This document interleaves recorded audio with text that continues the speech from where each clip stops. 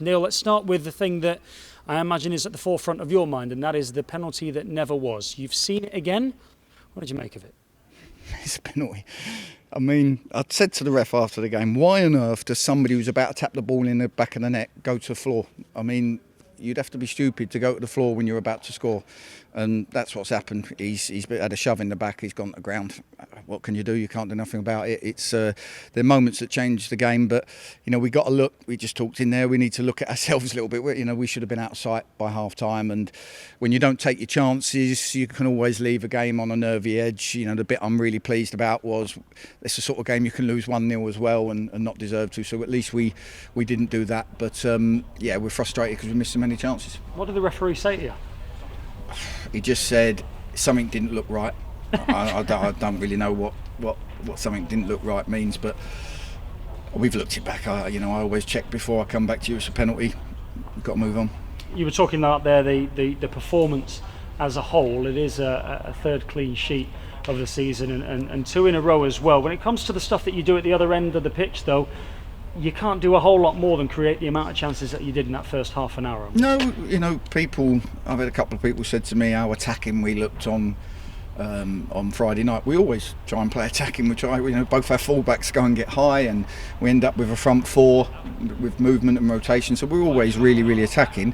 The other day, their goalie made some great saves, but we took our chances when they come. Today, we didn't for different reasons, and you don't know how, but the ball didn't go in, and you just have to take it as one of them days, because I don't think we've got a lack of goals in us. I do believe we've got goals in us, and today was just one of them days. How encouraged are you that you're shutting the door at the other end as well?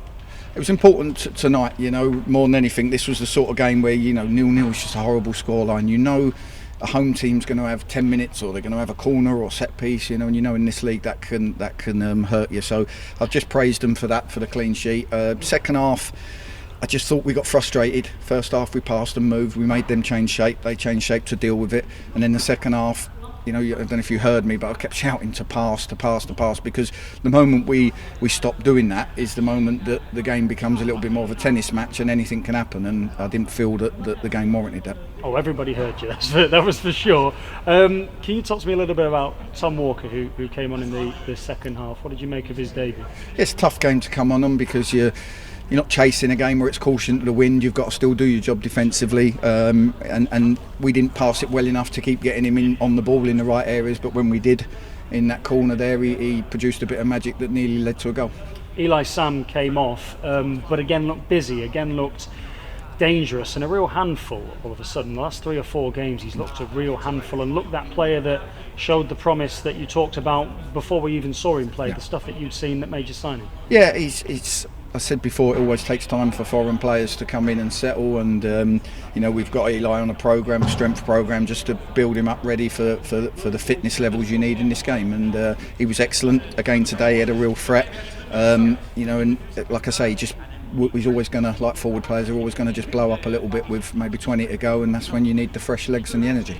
I imagine the overall and overriding emotion this evening is one of, frustration that you didn't get all 3 points, but you respect the point. I know it's a cliche, but do you take it away from here this evening and go, do you know what, there's plenty of good stuff there to continue to build into this weekend's game? Yeah, we're frustrated, and that's the right word. I'm not disappointed with the effort, the intensity, the shape of the team, the way that they worked.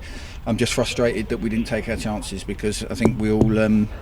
My microphone fell off the end. But this is 2020. This is COVID. Thank you. I think we all could see that we was the better team and deserved to win.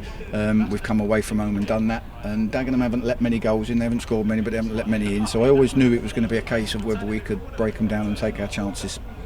What's the latest on Cal Roberts? Do you know any more there? Yeah, a little bit better news. We did an ultrasound scan as well as an MRI, and the ultrasound scan has shown that it might not be ostis pubis, which we thought it might be, and there's various reasons. And actually, funny enough, COVID could have had a role to play here by inflaming it. I remember when he had COVID, he had really sore hips, and the inflammation around his hips has caused a trigger of events that's ended up with him in a lot of pain. So the prognosis is it could be a lot better. We've got a little bit of work to do behind the scenes, but it might be that it ends up being 2 to 4 weeks rather than a longer term thing. But obviously we've got to get Cal fit again. So it's positive.